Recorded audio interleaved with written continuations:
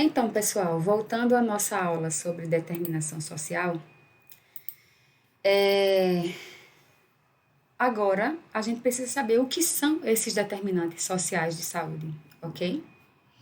E aí precisamos dar uma adentrada nos aspectos conceituais. Determinantes sociais de saúde, segundo a Comissão Nacional de Determinantes Sociais de Saúde, são as condições sociais em que as pessoas vivem e trabalham, ok? São as características sociais dentre as quais a vida transcorre. O conceito de determinantes sociais está ligado aos fatores que ajudam as pessoas a ficarem saudáveis, ao invés do auxílio que as pessoas obterão quando ficarem doentes, ou seja, ela é preventiva, ok? O conceito de determinação social seguia pelo cerne de que as causas da má saúde se agrupam em padrões sistemáticos e, além disso, os efeitos sobre um indivíduo podem depender da exposição sobre outros indivíduos e de suas consequências. Veja que aqui ele trabalha a causa das incidências, ao invés da causa dos casos.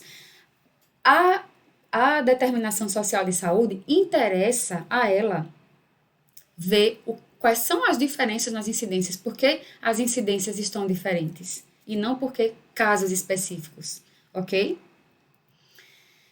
Então, pergunta-se o que é que deve guiar a construção de um conceito de determinação social de saúde. O que é que tem que estar lá, então, pensando nisso, se eu penso em distribuição desigual de doença, o que é que tem que estar no meu conceito, ok? E vamos ver agora o que é o conceito de equidade em saúde. A gente ouve falar muito disso, não é isso? O que é equidade? A ausência de diferenças injustas, evitáveis ou remediáveis na saúde de populações ou grupos definidos com critérios sociais, econômicos, demográficos e até geográficos, ok? E o que é iniquidade? Implica num fracasso para evitar ou superar desigualdades em saúde que infringem as normas de direitos humanos, ou seja, são injustas. O que é que isso aí tem a ver com a epidemiologia? Eu pergunto. Pensa um pouquinho. A epidemiologia se ocupa de quê?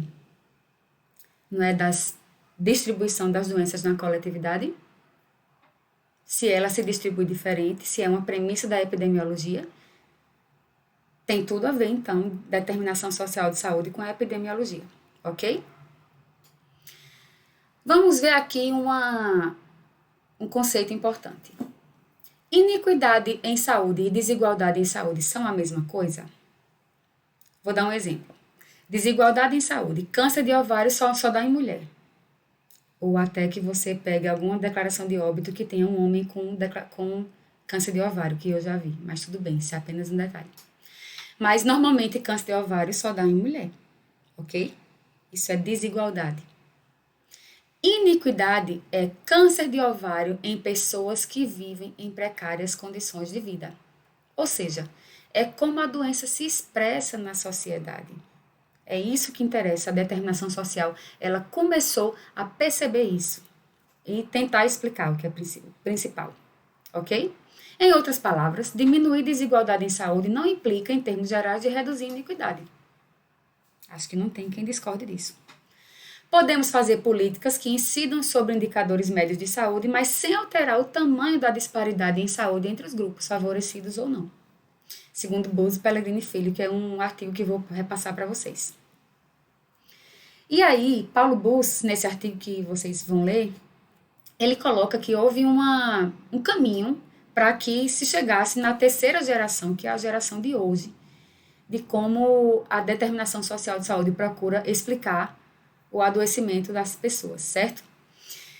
A primeira geração ela era bem simplista. Ela via pobreza e saúde, via como a relação entre pobreza e saúde, uma relação simplista, e ela não considerava as próprias iniquidades que tem dentro da pobreza e da não pobreza. Ou seja, era uma coisa bem simplista. Alguma doença era de pobre, doença de rico, que a gente sabe que tem isso hoje, mas não é tão simples assim. Então, aí veio a segunda geração que descreveu gradientes de saúde de acordo com vários critérios, ou seja, não era polarizado como o primeiro. E, finalmente, a terceira geração, que mostra como a estratificação econômico-social consegue entrar no corpo humano. E vocês vão ver isso bem direitinho, não fiquem estressados, vão apenas segurando aí os conceitos, ok? Segundo o mesmo autor, o principal desafio dos estudos sobre relação entre determinantes sociais e saúde consiste em estabelecer uma hierarquia de determinação entre os fatores mais gerais de natureza social, econômica, política e as mediações através dos quais estes fatores incidem sobre a situação de saúde de grupos e pessoas, já que a relação de determinação não é uma simples relação direta de causa e efeito. Aí vamos ver essa questão da causa e do efeito. Se as questões econômicas, macroeconômicas gerais implicassem diretamente em saúde, vamos ver se essa alternativa bem simplista seria correta. O PIB brasileiro ainda é o 7º maior do mundo, certo? O Brasil é o 7º lugar em qualidade de vida e saúde no mundo? Não, está bem longe disso. Justamente por quê? Porque existe uma hierarquia de determinação social e de iniquidade, e que causa iniquidades sociais, que vai fazer com que a gente não chegue nesse nível de saúde aí. E aqui nós temos alguns números que mostram por que essa relação aqui, ela não é simplista e verdadeira, certo? Olha só, vou pegar um aqui. Vocês podem ler as outras. O desempenho brasileiro no financiamento público em saúde é 40% mais baixo do que a média internacional, certo? E existe um monte de outras coisas aí que nem precisa citar, que a gente já sabe, ok? Então, nós vamos dar uma pausa agora para o próximo vídeo.